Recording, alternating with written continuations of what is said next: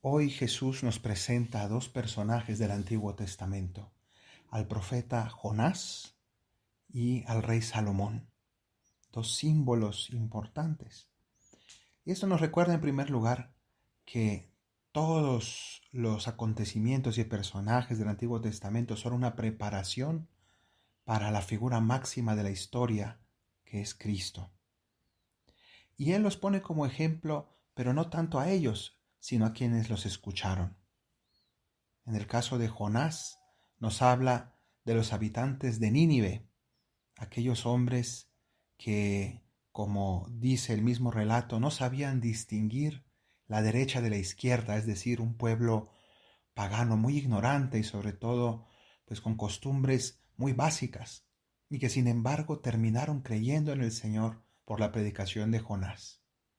Y luego también nos pone de ejemplo a la reina de Saba, que vino desde lejos, desde Etiopía hasta Jerusalén, trayendo regalos porque quería conocer y admirar la sabiduría de Salomón y el fasto de su corte. Y tanto Jonás como Salomón son símbolos preparatorios, figuras que nos iban mostrando lo que vendría en Jesús, que es la figura máxima de la historia de la humanidad. Y los pone como ejemplo el Señor porque los judíos son incrédulos, le piden signos, dudan, no quieren aceptar su mensaje.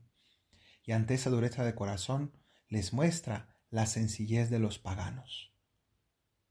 Y hoy en nuestros días podríamos decir que si contempláramos las tierras de paganos donde predican los misioneros, nos sorprenderíamos de ver con cuánta facilidad Dios obra milagros y con cuánta facilidad tantas personas se convierten al Señor y siguen sus mandatos, tan solo con escuchar su palabra, viendo la vida de los misioneros tal vez, y con pocos elementos bastan para que admiren la verdad del Evangelio. Y sin embargo, en nuestras tierras cristianas, o mejor podríamos decir post-cristianas, es decir, que han dejado el cristianismo ya como algo del pasado, qué difícil es que se acepte la persona de Cristo, que es la máxima figura, la persona central de la historia de la humanidad. Qué difícil es que los hombres crean en el Señor, piden pruebas, piden argumentos, preguntan, dudan, y a veces nosotros mismos también nos comportamos así, de algún modo. Por tanto, esa es la primera lección. Y veamos de qué manera Jonás y Salomón prefiguran y anuncian a Jesús. Jonás, ese hombre que fue enviado a Nínive y que quiso escapar, de hecho, de la voluntad de Dios. En dos momentos podemos ver sus semejanzas con Jesús, dos símbolos. Uno, cuando se durmió en el barco en el que huía y sobrevino una tormenta y él seguía dormido. Ahí pues, nos recuerda que también Jesús después dormiría en la barca de la tormenta, la tempestad calmada. Y en otro momento también cuando él mismo, Jonás, se ofreció para ser lanzado al mar y así salvar a todos los que estaban en la barca. Nos muestra cómo él es figura de Jesús, que se entregó a sí mismo para la salvación del mundo. Y cayó en el agua del mar, símbolo de la muerte, y fue tragado, dice esta historia, que es una leyenda bíblica. Fue tragado por un gran pez y ahí vivió 3 días y 3 noches para después salir del vientre de la ballena. Y también Jesús estuvo 3 días y 3 noches en el vientre de la tierra, sepultado, para después resucitar y así traer la conversión para todos nosotros, el mensaje de salvación.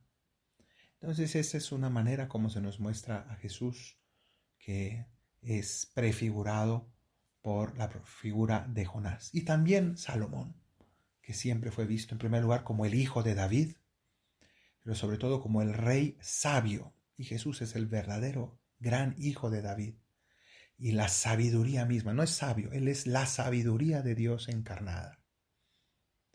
Y de varias maneras lo fue mostrando. Y así como en la Biblia hay un conjunto de libros que son los libros sapienciales atribuidos a Salomón, el rey sabio, pues también Jesús nos trae la sabiduría del cielo y está contenida en su evangelio. Las palabras del evangelio son luz para toda la humanidad, son la sabiduría máxima.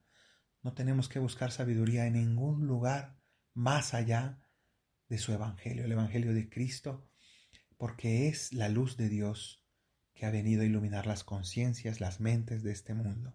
Pidámosle al Señor que nosotros escuchemos su mensaje, nos guiemos de su palabra y convirtamos nuestros corazones sin complicarnos la vida, sin pedir más signos que la presencia misma del Señor.